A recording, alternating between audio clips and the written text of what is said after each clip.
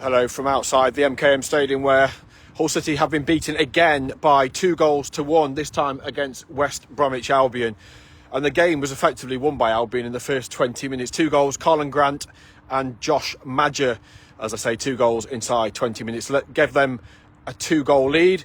Although Hull City responded, Joao Pedro with a fantastic header across goal from Charlie Hughes' cross reduced the arrears before half-time. Unfortunately, in the second half, City couldn't find a way back into the game. Regan Slater with a glorious chance from an Abdouche cross headed over from close range, and then in stoppage time, 5 minutes of that, Joao Pedro headed over the bar.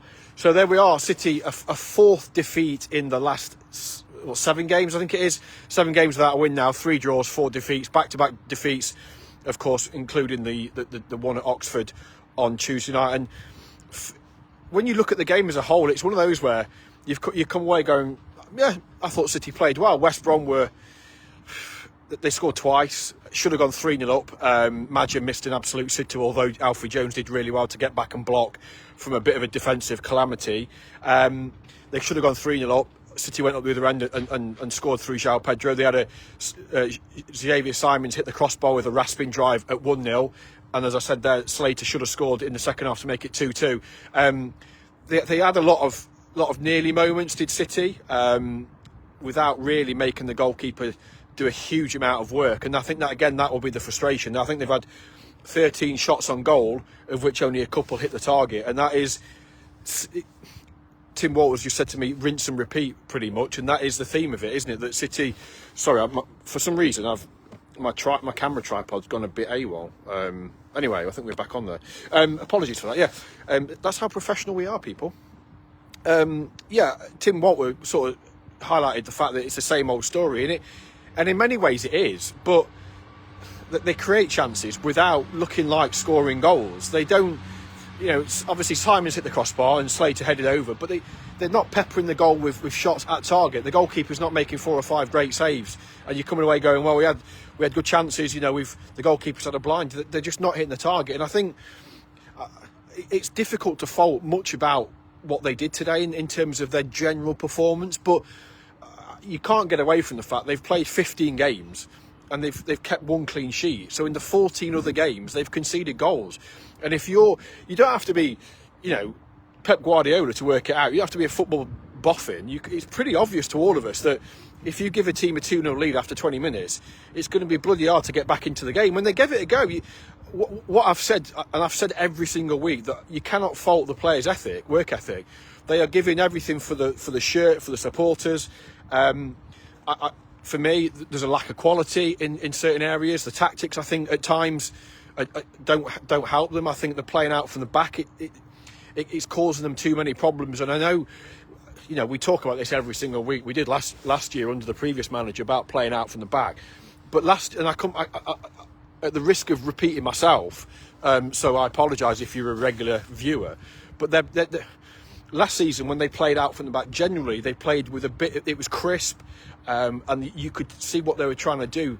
For me, at times, this is a bit aimless. It's a bit pedestrian, and I know what you in the sense what they're trying to. They're trying to invite the press and play through the press, but there's a lack of conviction in playing at times through that press, and they just get confused. They get themselves into some bad positions. The other team don't have to do a huge amount. We said before that you felt that this would be a game with a tactician like Corberan that would really take advantage of the way that City play, the way that Tim Walter sets up his team, and that was what it effectively was. And West Brom went 2-0 up inside 20 minutes, and they could afford to sit back, soak up the pressure. They offered very little going forward thereafter, but they probably didn't need to. What they would say is that at 2-1 it's a bit of a dicey game because it only takes 1 moment for City to get something out of it, and that's what we saw nearly with Regan Slater and then Joao Pedro at the end. But I don't want to be. I try and be a realist here, and I try and look at it, look at what we're watching, and form an opinion from that. And I just see this as a team that are heading into a relegation battle. They're 19th in the table. They're only outside the bottom 3 on goal difference to Cardiff, and obviously Luton, and we play Luton the next game after the international break now down at Kenilworth Road. And with Luton. Listening to Rob Edwards after their 5-1 thrashing at Bury yesterday, it sounds like he might not be in a job by that point. So who knows what's going to happen there? But you look at, you can play. You see when you see teams play and you see teams at the bottom of the table, you would often come away, and we've seen it enough over the years, coming away from teams going, yeah, they played all right, they did okay, but they've not won the game, and they can't score, and they can't keep clean sheets. So teams that can't score and can't keep clean sheets and keep losing games, they don't go to, it's ridiculous. It sounds daft, doesn't it? But they don't go to the top of the table, they go to the bottom of the table, and that's why City are where they are. And it's really difficult to make a case for this team getting out of trouble just at the minute, because for all the reasons, we can only form an opinion based on the body of work that we're watching, and we've watched 15 games plus a bunch of pre-season games, which I know in some respects it's difficult to take too much from because of the recruitment and the fact that those pre-season games were made up of fringe players, young kids, etc. But what we could see from those games was the kind of the fundamentals of what we were going to see from City under this manager, and we're seeing those now, and it's a concern. And as I said, it's really hard to make a case for this team being anywhere but where they are in the table. And like I said on Tuesday night, I thought Oxford for 40 odd minutes they played really well, but they didn't score, and then they lose the game. Here today, they've played all right. I mean, they've dominated the ball again, and in patches they've played some nice football. They've looked okay, but we're coming away from it against a fairly average team and going, well, we've lost again. And at some point, we may only be in November. We may have only played 15 games. There may be 31 games to go, but very quickly that Christmas period is going to come and go, and we're going to be into January. And if this slide isn't arrested very quickly, City they're going to have a problem, and somebody needs to, the manager won't talk about it, and the players won't talk about it, and I would imagine the owner, who wasn't here today, won't want to talk about it. But the reality of the piece is that after 15 games of the Championship season, Hull City are 19th in the table, outside of the bottom three by only goal difference. That isn't a good place to be. And this is a team that they're now losing games. They haven't won for a long time now. And the longer that goes on, the bigger problem it becomes. And when you can't keep clean sheets, and it's all right. I mean, I asked Tim Walter this last week. I said, are you not concerned about the inability to keep your team, keep the opposition to nil? And he sort of laughed and he said, well, we'll just score 4 goals if they score 3. And if they score 2, we'll score 3. Well, yeah. In an ideal world, if we're playing FIFA or we're playing Football Manager, that isn't the reality of what we're seeing on the pitch out there, is it? Let's be honest. And that's not being negative or being or having agendas or anything like that. That is simply stating the facts of what we're all watching. And there's 20,500 in there today, although I'm not actually sure that's how many people turned up, because there were a lot of empty seats. But 20,000 people are turning up, and they're seeing their team huff and puff, but they're losing games, and you cannot make a case for anything other than this is going to be now a survival. It feels like it's going to be a season of survival. I'd love to be wrong.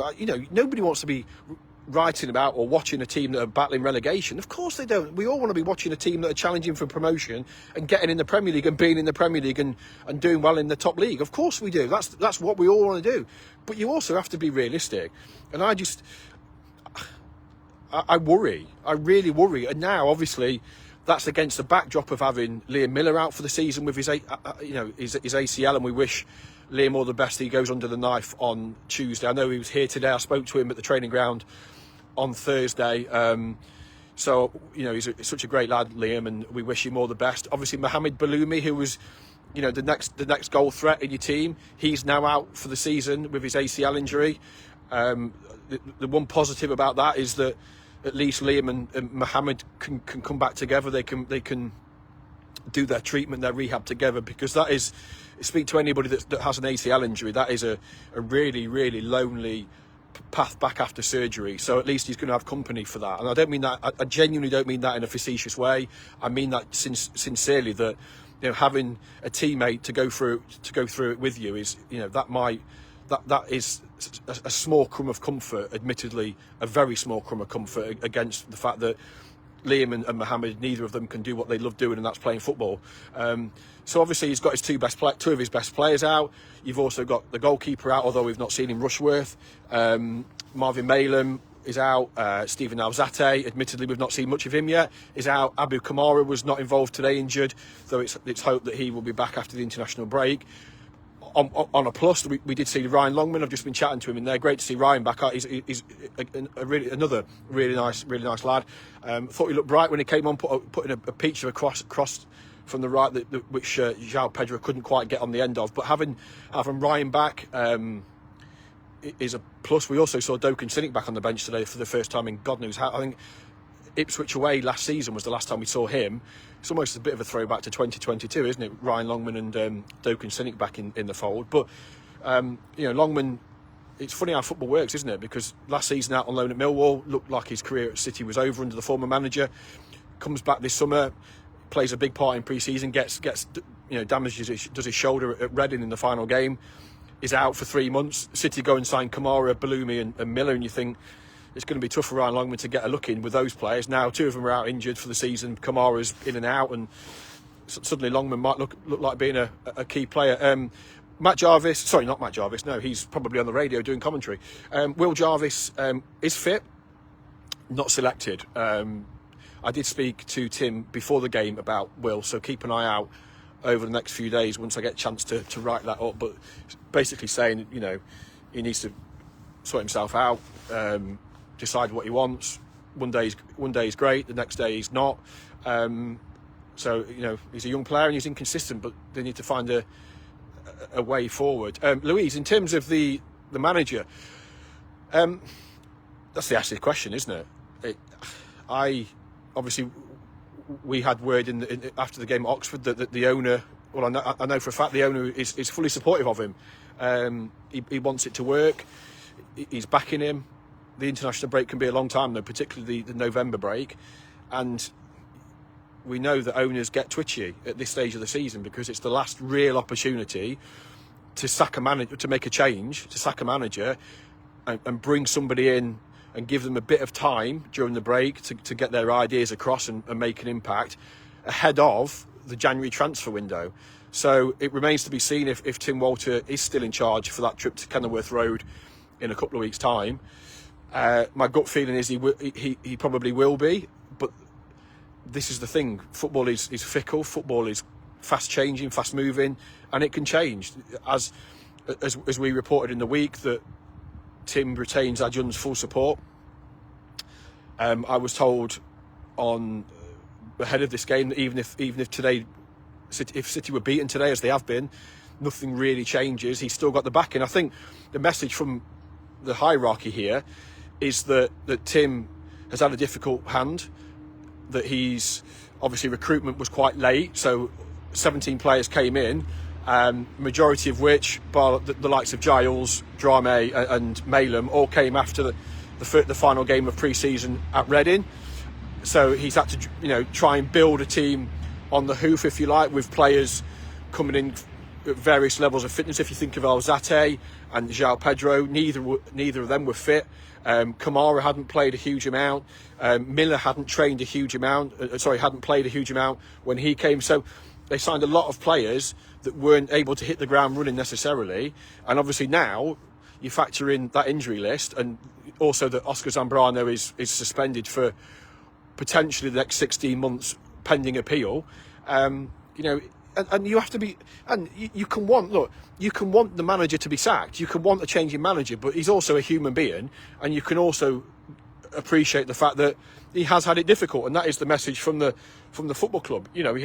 Recruitment was a bit of a mess in the summer in terms of how it played out and how late it was, and there's one or two positions that they probably didn't strengthen as they should have done and would have liked to have done.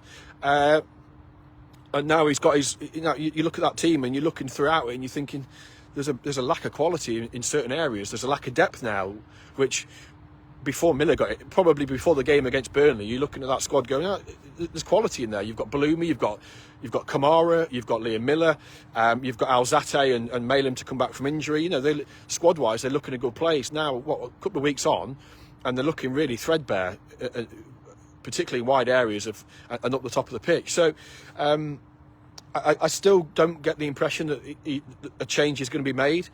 But as I say, the caveat to all these questions and answers is that this is football and anything is possible. But at this stage, I think it would be a bigger surprise if Tim Walter wasn't in the dugout at Kenilworth Road than than that. So I think they're going to stick with him. I think the owner, some would say it's through stubbornness because he's put so much stock in it, and I think there's an element of that. I think had it have been a different scenario, I think a change has probably been made already. I still think, hand on heart, I think changing it is probably the right thing to do. I don't see this working long term, and even if they pull out a couple of results, I don't think that the approach, the philosophy, the strategy is suitable. And that's nothing personal against the manager. We're paid to give an opinion, to write about what we think, and I think that I just don't see this working out. And I've said before on this, I've been tried to be consistent. Whether it happens today, tomorrow, or in 3 weeks' time, 3 months' time, I just don't see this as a long-term solution. And I think the quicker, a line can be drawn in the sand and we can move on, probably the better for all concerned. The team, the squad, the players. Yeah, the managers come out and praise the fans today, but probably a bit of some will feel that's a hollow comment after the week that's been. And the fans were frustrated. I tried to ask him about the fans. He shot me down very quickly. Wouldn't talk about it. Just said the fans were very supportive and he thanks them.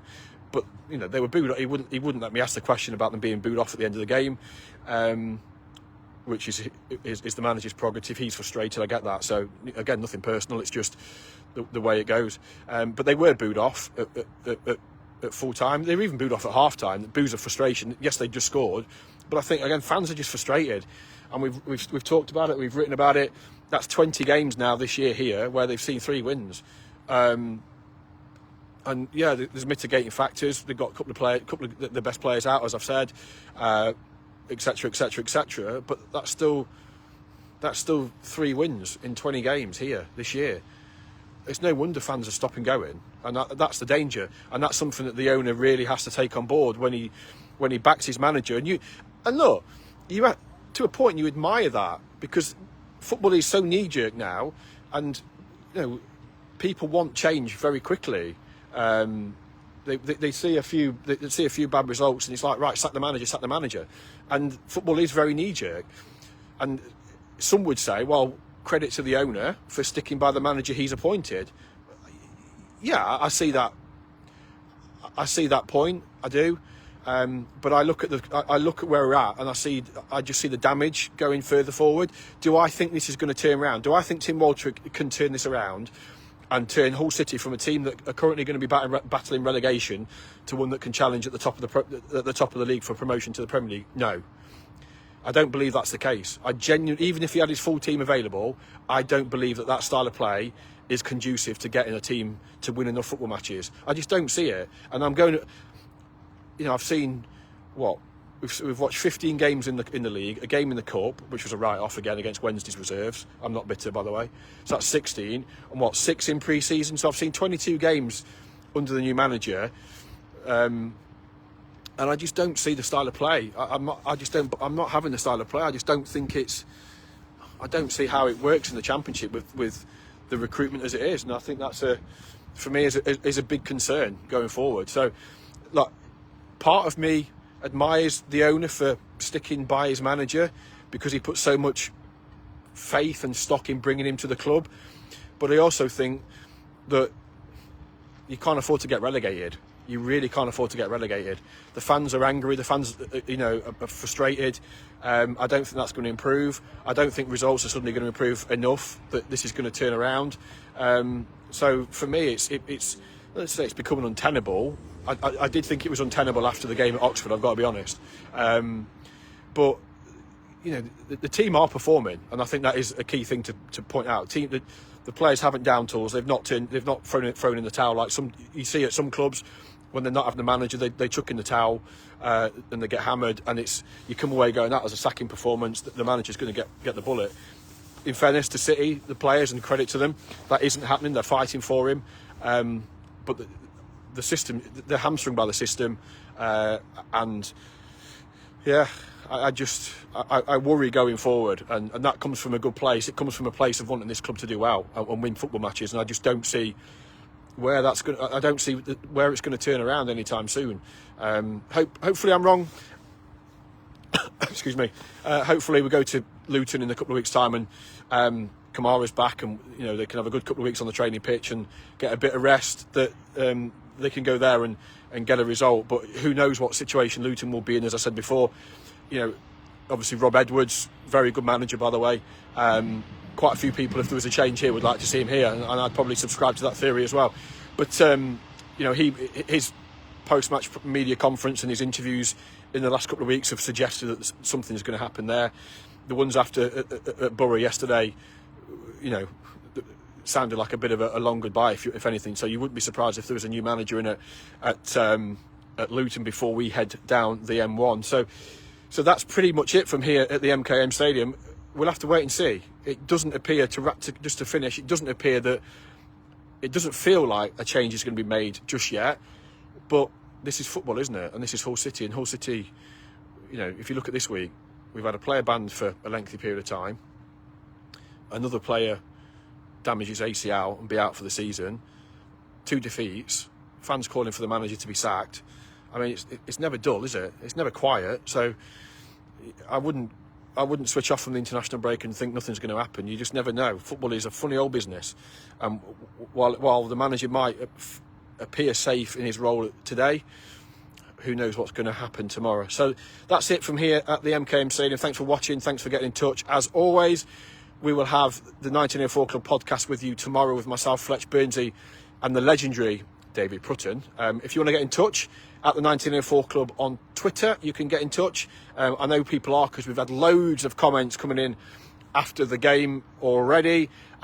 We will be back again soon. Thanks for watching. Take care, and up the Tigers.